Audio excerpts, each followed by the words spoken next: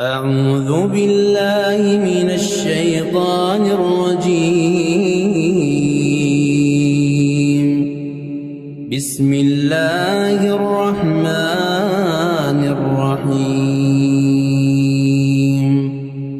الحمد لله الذي أنزل على عبده الكتاب ولم يجعل له عوجا قيما لينذر بأسا شديدا من لدنه ويبشر المؤمنين الذين يعملون الصالحات أن لهم أجرا حسنا ماكثين فيه أبدا وينذر الذين قالوا اتخذ الله ولدا ما لهم به من علم ولا لآبائهم كبرت كلمة تخرج من أفواههم يقولون إلا كذبا فلعلك باخع نفسك على آثارهم إن لم يؤمنوا بهذا الحديث أسفا إنا جعلنا ما على الأرض زينة لها لنبلوهم أيهم أحسن عملا وإنا لجاعلون ما عليها صعيدا جرزا أم حسبت أن أصحاب الكهف والرقيم كانوا من آياتنا عجبا إذ أوى الفتية إلى الكهف فقالوا ربنا آتنا من لدنك رحمة وهيئ لنا من أمرنا رشدا وضربنا على آذانهم في الكهف سنين عددا ثم بعثناهم لنعلم أي الحزبين أحصى لما لبثوا أمدا نحن نقص عليك نبأهم بالحق إنهم فتية آمنوا بربهم وزدناهم هدى وربطنا على قلوبهم إذ قاموا فقالوا ربنا رب السماوات والأرض لن ندعو من دونه إلها لقد قلنا إذا شططا هؤلاء قومنا اتخذوا من دونه آلهة لولا يأتون عليهم بسلطان بين فمن أظلم ممن افترى على الله كذبا وإذ اعتزلتموهم وما يعبدون إلا الله فأووا إلى الكهف ينشر لكم ربكم من رحمته ويهيئ لكم من أمركم مرفقا وترى الشمس إذا طلعت تزاور عن كهفهم ذات اليمين وإذا غربت تقرضهم ذات الشمال وهم في فجوة منه ذلك من آيات الله من يهد الله فهو المهتد ومن يضلل فلن تجد له وليا مرشدا وتحسبهم أيقاظا وهم رقود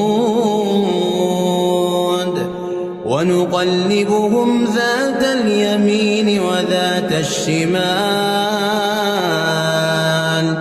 وكلبهم باسق ذراعيه بالوصيد لو اطلعت عليهم لوليت منهم فرارا ولملئت منهم رعبا وكذلك بعثناهم ليتساءلوا بينهم قال قائل منهم كم لبثتم قالوا لبثنا يوما أو بعض يوم قالوا ربكم أعلم بما لبثتم فابعثوا أحدكم بورقكم هذه إلى المدينة فلينظر أيها أزكى طعاما فليأتكم برزق منه وليتلطف ولا يشعرن بكم أحدا إنهم إن يظهروا عليكم يرجموكم أو يعيدوكم في ملتهم ولن تفلحوا إذا أبدا وكذلك أعثرنا عليهم ليعلموا أن وعد الله حق وأن الساعة لا ريب فيها إذ يتنازعون بينهم أمرهم فقالوا ابنوا عليهم بنيانا ربهم أعلم بهم قال الذين غلبوا على أمرهم لنتخذن عليهم مسجدا سيقولون ثلاثة رابعهم كلبهم ويقولون خمسة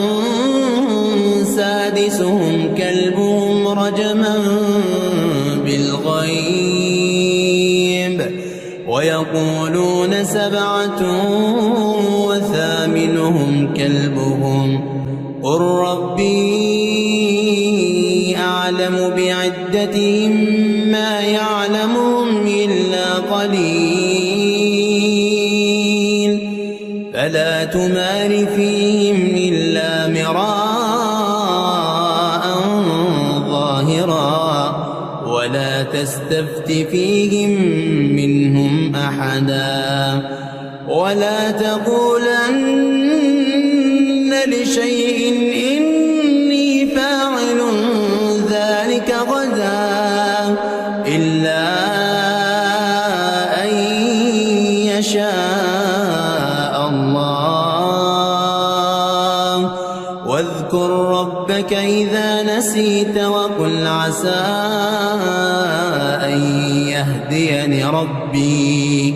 لأقرب من هذا رشدا ولبثوا في كهفهم 300 سنين وازدادوا 9 قل الله أعلم بما لبثوا له غيب السماوات والأرض أبصر به وأسمع ما لهم من دونه من ولي ولا يشرك في حكمه أحدا واتل ما أوحي إليك من كتاب ربك لا مبدل لكلماته ولن تجد من دونه ملتحدا واصبر نفسك مع الذين يدعون ربهم بالغداة والعشي يريدون وجهه ولا تعد عيناك عنهم تريد زينة الحياة الدنيا ولا تطع من أغفلنا قلبه عن ذكرنا واتبع هواه وكان أمره فرطا وقل الحق من ربكم فمن شاء فليؤمن ومن شاء فليكفر إنا أعتدنا للظالمين نارا أحاط بهم سرادقها وإن يستغيثوا يغاثوا بماء كالمهل يشوي الوجوه بئس الشراب وساءت مرتفقا إن الذين آمنوا وعملوا الصالحات إنا لا نضيع أجر من أحسن عملا أولئك لهم جنات عدن تجري من تحتهم الأنهار يحلون فيها من أساور من ذهب ويلبسون ثيابا خضرا من سندس واستبرق متكئين فيها على الأرائك نعم الثواب وحسنت مرتفقا واضرب لهم مثل الرجلين جعلنا لأحدهما جنتين من أعناب وحففناهما بنخل وجعلنا بينهما زرعا كلتا الجنتين آتت أكلها ولم تظلم منه شيئا وفجرنا خلالهما نهرا وكان له ثمر فقال لصاحبه وهو يحاوره أنا أكثر منك مالا وأعز نفرا ودخل جنته وهو ظالم لنفسه قال ما أظن أن تبيد هذه أبدا وما أظن الساعة قائمة ولئن رددت إلى ربي لاجدن خيرا منها منقلبا قال له صاحبه وهو يحاوره أكفرت بالذي خلقك من تراب ثم من نطفة ثم سواك رجلا لكن هو الله ربي ولا أشرك بربي أحدا ولولا إذ دخلت جنتك قلت ما شاء الله لا قوة إلا بالله إن ترني أنا أقل منك مالا وولدا فعسى ربي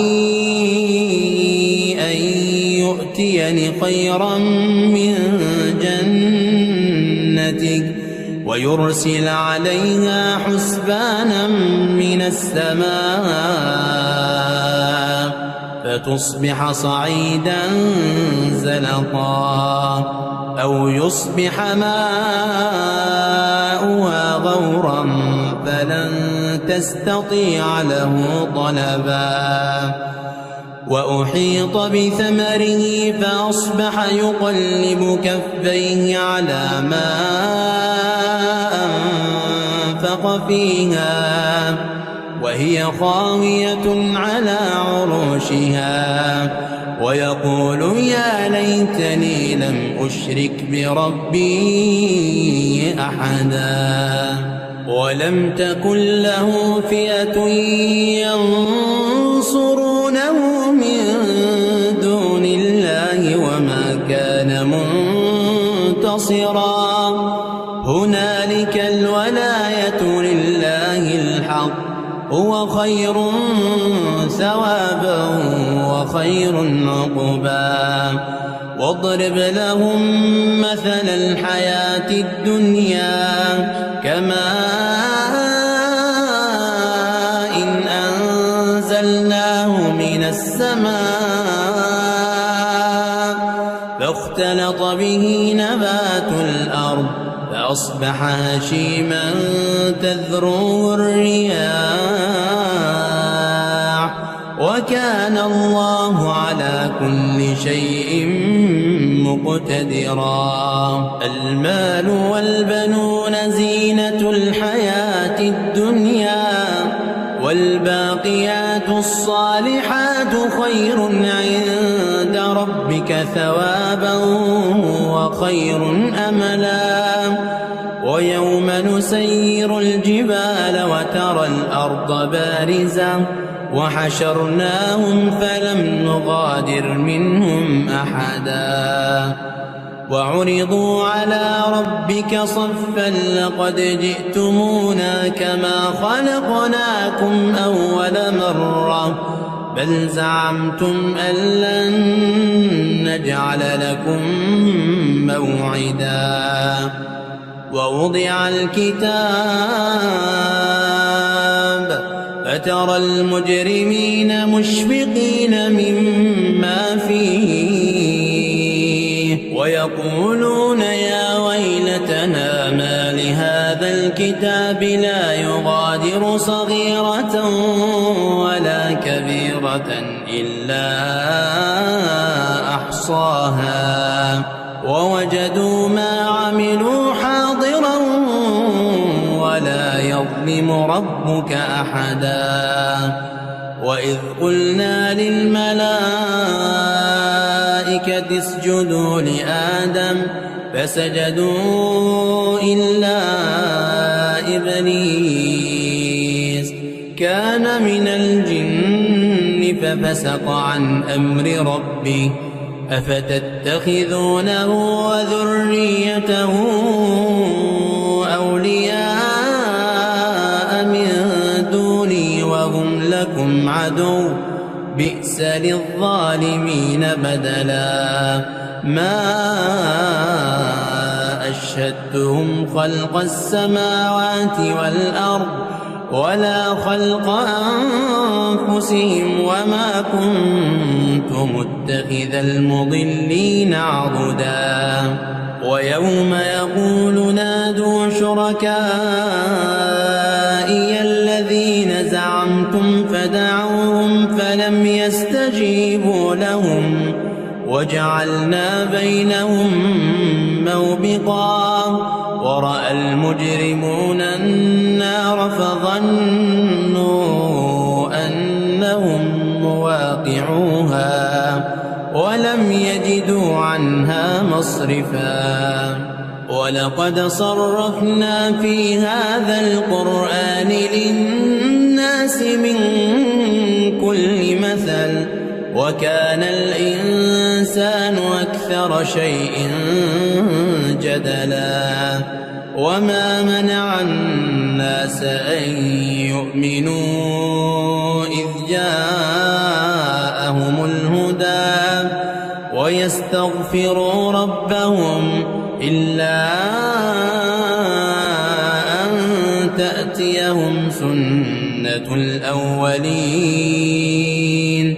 أو يأتيهم العذاب قبلا وما نرسل المرسلين إلا مبشرين ومنذرين ويجادل الذين كفروا بالباطل ليدحضوا به الحق واتخذوا آياتي الناس وما أنذروا هزوا ومن أظلم ممن ذكر بآيات ربه فأعرض عنها ونسي ما قدمت يداه إنا جعلنا على قلوبهم أكنة أن يفقهوه وفي آذانهم وقرا وإن تدعوهم إلى الهدى فلن يهتدوا إذا أبدا وربك الغفور ذو الرحمة لو يؤاخذهم بما كسبوا لعجل لهم العذاب بل لهم موعد لن يجدوا من دونه موئلا وتلك القرى أهلكناهم لما ظلموا وجعلنا لمهلكهم موعدا وإذ قال موسى لفتاه لا أبرح حتى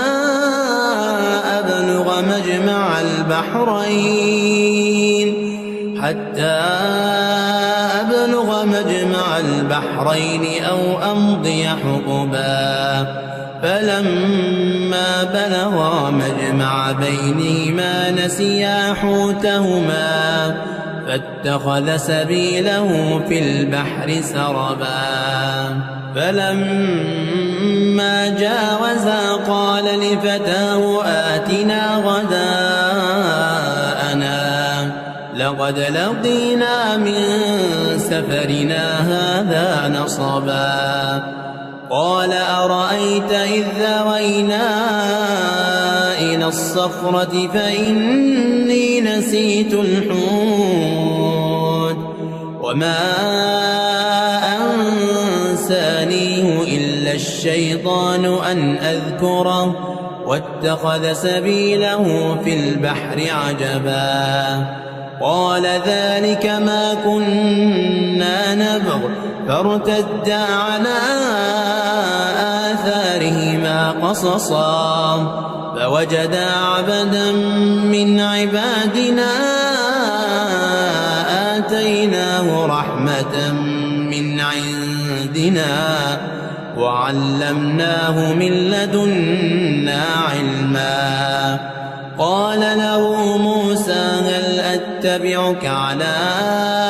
أن تعلمني مما علمت رشدا قال إنك لن تستطيع معي صبرا وكيف تصبر على ما لم تحط به خبرا قال ستجدني إن شاء الله صابرا ولا أعصي لك أمرا قال فإن اتبعتني فلا تسألني عن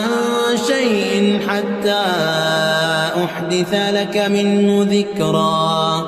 فانطلقا حتى إذا ركبا في السفينة خرقها قال أخرقتها لتغرق أهلها لقد جئت شيئا إمرا قال ألم أقل إنك لن تستطيع معي صبرا قال لا تؤاخذني بما نسيت ولا ترهقني من أمري عسرا فانطلقا حتى إذا لقيا غلاما فقتله قال قتلت نفسا زكية بغير نفس لقد جئت شيئا نكرا قال ألم أقل لك إنك لن تستطيع معي صبرا قال إن سألتك عن شيء بعدها فلا تصاحبني قد بلغت من لدني عذرا. فانطلقا حتى إذا أتيا أهل قرية استطعما أهلها فأبوا أن يضيفوهما فوجدا فيها جدارا يريد أن ينقض فأقامه. قال لو شئت لاتخذت عليه أجرا. قال هذا فراق بيني وبينك سأنبئك بتأويل ما لم تستطع عليه صبرا. أما السفينة فكانت لمساكين يعملون في البحر فأردت أن أعيبها وكان وراءهم ملك يأخذ كل سفينة غصبا. وأما الغلام فكان أبواه مؤمنين فخشينا أن يرهقهما طغيانا وكفرا فأردنا أن يبدلهما ربهما خيرا منه زكاة وأقرب رحما. وأما الجدار فكان لغلامين يتيمين في المدينة وكان تحته كنز لهما وكان أبوهما صالحا فأراد ربك أن يبلغا أشدهما ويستخرجا كنزهما رحمة من ربك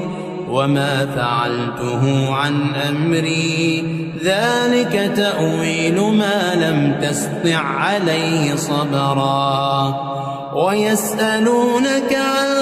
ذي القرنين قل سأتلو عليكم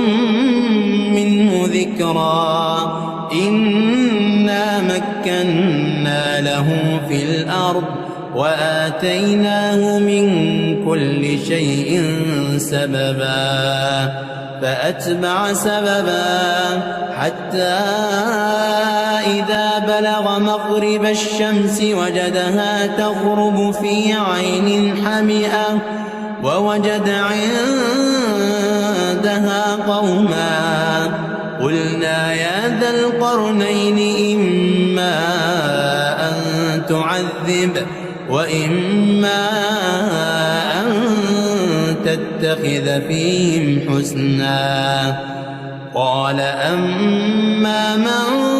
ظلم فسوف نعذبه ثم يرد إلى ربه فيعذبه عذابا نكرا. وأما من آمن وعمل صالحا فله جزاء الحسنى وسنقول له من أمرنا يسرا. ثم أتبع سببا حتى إذا بلغ مطلع الشمس وجدها تطلع على قوم لم نجعل لهم من دونها سترا. كذلك وقد أحطنا بما لديه خبرا. ثم أتبع سببا حتى إذا بلغ بين السدين وجد من دونهما قوما لا يكادون يفقهون قولا. قالوا يا ذا القرنين إن يأجوج ومأجوج مفسدون في الأرض فهل نجعل لك خرجا على أن